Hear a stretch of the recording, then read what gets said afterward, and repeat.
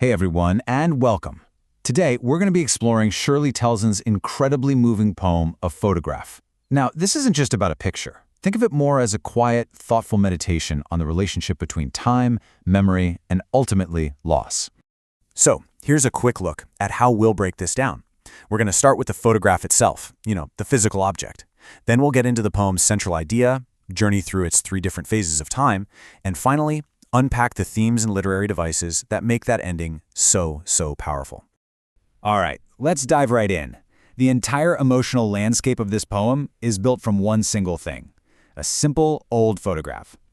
The poem kicks off with this very simple, direct line. And that word cardboard, it immediately puts us right there in the moment, holding this old photo. You can almost feel it. It's probably a bit faded, maybe fragile. It really becomes a portal to a moment that's been frozen in time. And this is absolutely crucial to understand. This poem isn't just about a fun day at the beach. It's a really personal journey into how we hold on to our memories, and, maybe more importantly, how the meaning of those memories completely changes after we've lost someone. So what is this poem really getting at? Let's take a closer look at the core message that Tolson is trying to share with us. You see, it all starts with this one specific happy memory, the poet's mom as a 12-year-old girl on the beach with her cousins. But from that one little image, the poem just blossoms outwards to explore something we all go through, that bittersweet, complicated relationship we all have with the past. And this line right here perfectly sums it up. The photograph itself isn't really the subject. It's more like the trigger. The real subject is time, how it moves, what it takes from us, and what it leaves behind in its wake. Now, this is where it gets really interesting. Let's look at the poem's structure. It's so cleverly built in three distinct stages, and each one represents a completely different layer of time and memory. This timeline is a fantastic way to see the poem's emotional arc. It begins with that pure, innocent joy of the past. Then it moves into a middle phase of looking back with nostalgia. And finally, it lands in this profound, heavy silence in the present. So, in that very first phase, the poet sets up this powerful contrast. You have the sea washing the girl's terribly transient feet. That word, transient, it's pointing directly at how temporary human life is. While these girls will grow up, they'll change, and one day they'll be gone, the sea is almost eternal, just a constant witness to it all. Then we move into the second phase. Maybe 20 or 30 years later, the poet's mother looks at that same photo and laughs. And this is so cool because you can see how memory becomes layered.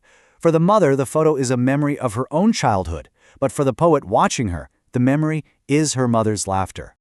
And that leads us to the third and final phase. The mother has been dead now for about as long as that little girl in the photo was alive. So when the poet looks at the picture, the memory of her mother's laughter has itself become a memory of loss. The grief is it's so overwhelming that words can't even touch it. All that's left is silence.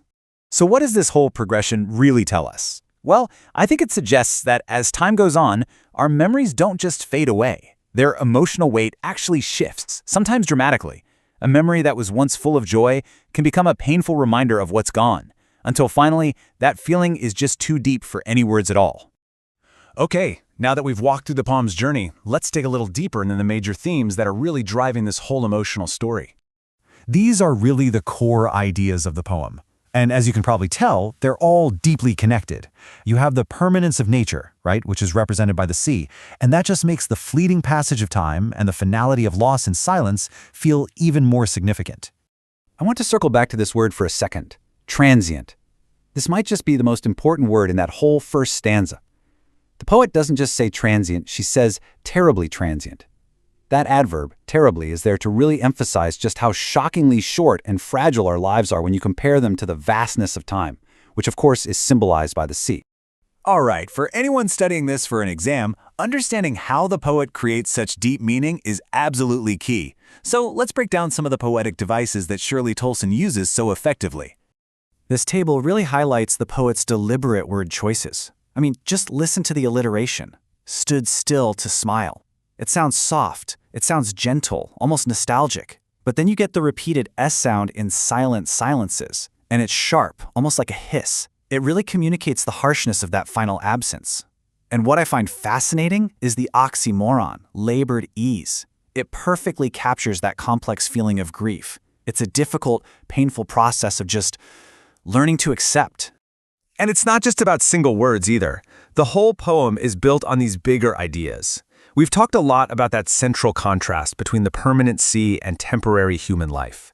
The photo itself becomes a symbol of time that's been frozen, but it can never bring the person back. And of course, the ultimate irony is that this object that once brought such joy now brings a silence that is just bottomless. So, after this whole journey through 3 different phases of time and emotion, what's the final, lasting impression that the poem leaves with us? What are we supposed to take away from it all?